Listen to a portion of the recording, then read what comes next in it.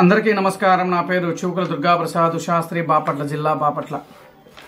ఈ మధ్యకాలంలో వైజాగ్ సంబంధించిన ఒక స్వామి, అంటే దొంగ స్వామి అనుకోండి, లేదంటే ఊసరవల్లి స్వామి అనుకోండి, ఎవరైనా కానీ అనుకోండి, మీరు ఎలా తీసుకున్నా నాకు అభ్యంతరం ఏమీ లేదు. ఆ స్వామి 2019 నుంచి 2024లో వైఎస్ జగన్మోహన్ రెడ్డి గారి పరిపాలనలో ఉన్నప్పుడు ఆ స్వామీజీ మాట్లాడిన మాటలు కొంత విశ్లేషణ మీ ముందుకు నేను తీసుకొద్దాము.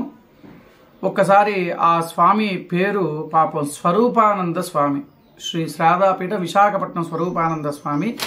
ఇదిగోండి ఆయనకి సంబంధించిన ఫోటో, దానికి సంబంధించిన వీడియో కూడా నేను దీంట్లో పెడతానండి.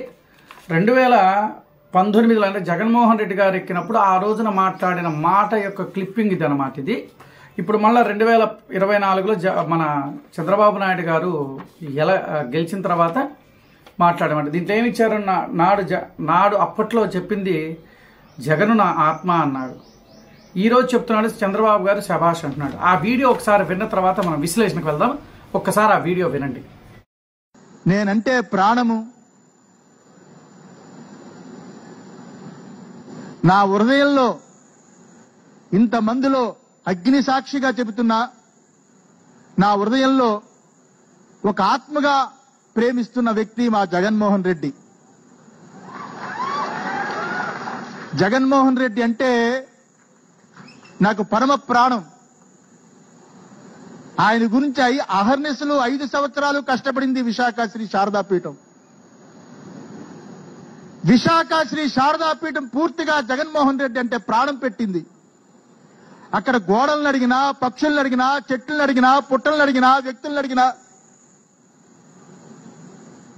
జగన్మోహన్ రెడ్డి గెలవాలి, జగన్మోహన్ రెడ్డి గెలవాలి, ఈ రాష్ట్రానికి మంచి చెయ్యాలి, దేవాలయ వ్యవస్థ బాగుపడాలి, హిందూ దేవాలయాల యొక్క భూములు కాజేయకూడదు, హిందూ దేవాలయాల్లో ధూపదీప నైవేద్యాలు బ్రహ్మాండంగా జరగాలి,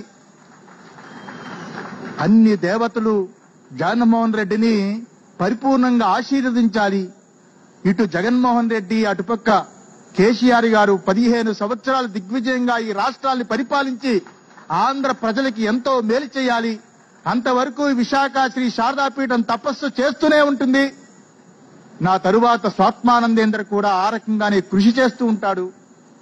ఈ కార్యక్రమం నేను చంద్రబాబుని ఏదో కొత్తగా పొగుడుతున్నాను అనుకోవద్దు. ఎందువల్లంటే అప్పుడు ముఖ్యమంత్రి అయినప్పుడు కూడా చంద్రబాబు గెలవాలని, అప్పుడు మురళీమోహన్ రాజమండ్రి ఎంపీగా ఉన్నప్పుడు నేనే అప్పుడు రాజమండ్రిలో చాలా పెద్ద సభలు పెట్టి సాధువులందరినీ పిలిచి, చిలుకూరి ఏదో అనుకుంటాను ఆయన కళ్యాణ మండపం, మురళీమోహన్ గెలిపించడానికి సాయశక్తిలా ప్రయత్నం చేశాను. అప్పుడు గెలవాలని, గెలిచినప్పుడు నేనే స్టేట్మెంట్ ఇచ్చా, చంద్రబాబు గెలవడం చాలా సంతోషం. అందువల్ల ఎవరితోటి మాకు విభేదాలు ఉండవు. మేము స్వాములం, పీఠాధిపతులం, ధర్మం కోసమే పోరాడతాం. కానీ ఈరోజు ప్రెస్ మీట్ పెట్టింది ఎవరికి భయపడి కాదు, అది గుర్తుంచుకోవాలి. ఎవరికి భయపడి కాదు, వాస్తవాలు తెలుసుకోకుండా ఎవరెవరో కొత్తగా వచ్చిన వాళ్ళతో చేరి ఏదేదో తప్పుడు అభిప్రాయాలు వాళ్ళు చెబుతారని. ఎప్పుడూ స్వరూపానంద స్వామివారు ఒకలాగే ఉంటారు. చంద్రబాబు అంటే మాకు చాలా గౌరవం. రాజకీయ నాయకుల్లో ఆయనే ఇప్పుడు పెద్దవాడు. ఈ రాష్ట్రానికి పెద్ద దిక్కుగా ఆయన పరిపాలన కొనసాగాలి అని, కుటుంబం బాగుండాలి అని, పరిపూర్ణమైన ఆయుష్ భగవంతుడు ఇవ్వాలి. ఈసారైనా దేవాదాయ ధర్మాదాయ శాఖ, టీటీడీ చాలా గొప్పగా పరిపాలన జరగాలి అని మనస్ఫూర్తిగా ఆశీర్వదించడానికి ఈ ప్రెస్ మీట్ పెట్టారు. నారాయణ విన్నారు కదా ఆ వీడియో. అప్పట్లో 2014లో జగన్మోహన్ రెడ్డి గారు పాపం శ్రీ శారదాపీఠానికి ఎనలేని కృషి చేస్తూ వారిని కాపాడుకుంటూ వచ్చిన వైఎస్ జగన్మోహన్ రెడ్డి గారు పాపం ఆయన ఉడతాభక్తిగా ఒక పీఠానికి అధిపతి అయి ఉండి ఒక స్వామీజీ అని చెప్పుకుంటూ ఆయన చెప్పిన మాట, వైఎస్ జగన్మోహన్ రెడ్డి నా ఆత్మతోనే ఇదవుతుంది అని చెప్పేసి కేసీఆర్ నీవును ఇన్ని పొగడతం మొదలుపెట్టారు.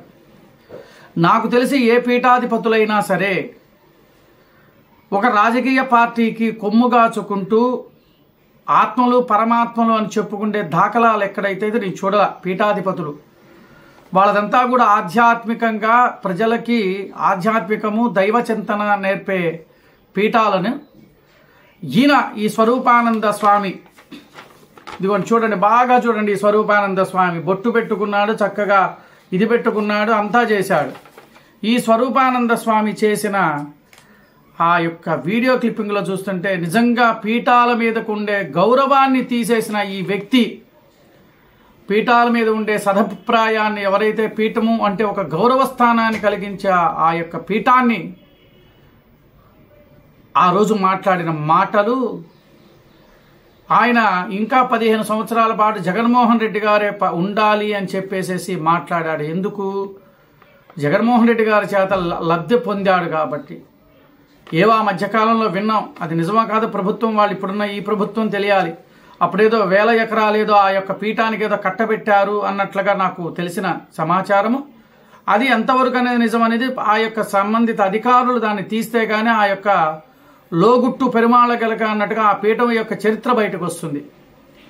ఇప్పుడు చంద్రబాబు నాయుడు గారు నేడు బాబు బేష్ అంట, నేను యాగాలు చేశాను అందుకే బాబు గారు గెలిచాడు అని చెప్తున్నాడు ఆ వీడియోలో. నిజంగా ఈ పీఠానికి, నిజంగా ఈయనకి స్వరూపానందకి నిజంగా సిగ్గుంటే ఇలాంటి మాటలు మాట్లాడు.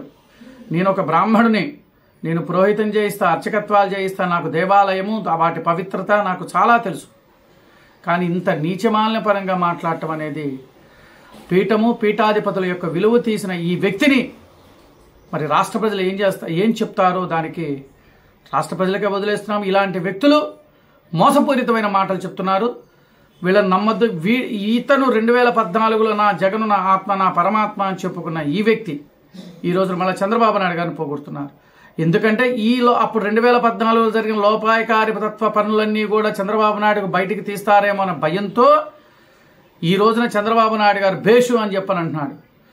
ఆ పీఠానికి సంబంధించి జగన్మోహన్ రెడ్డి గారు ఏమి కట్టబెట్టాడో ఇప్పుడు తెలుగుదేశం పార్టీ అధినేత చంద్రబాబు నాయుడు గారు ఆ యొక్క పీఠం యొక్క లసుకులన్నీ బయటకు తీస్తే కానీ ఈ యొక్క నిజస్వరూపం ఏంది బయటపడదు. చూడండి, ఇది చూడండి, అది ఆ యొక్క సంకేతం. రాష్ట్ర ప్రజలారా ఒక్కసారి మీరు ఆలోచించండి, ఇది నేను చెప్పింది అవునా కాదా అనేది మీరు ఆలోచించండి. ఇంకా ప్రధానంగా ఇంకోటి ఏంటంటే, నేను చేసిన వీడియోలు మీకు నచ్చినట్లయితే ఖచ్చితంగా లైక్ చేయండి, షేర్ చేయండి, కామెంట్స్ పెట్టండి. మీరు లైక్ చేస్తే కానీ నాకు నా యొక్క వీడియోకి ఏంటి అనేది ప్రజలందరికీ కూడా తెలుస్తుంది. నమస్కారం, నా పేరు చూకుల దుర్గాప్రసాద్ శాస్త్రి, బాపట్ల జిల్లా, బాపట్ల.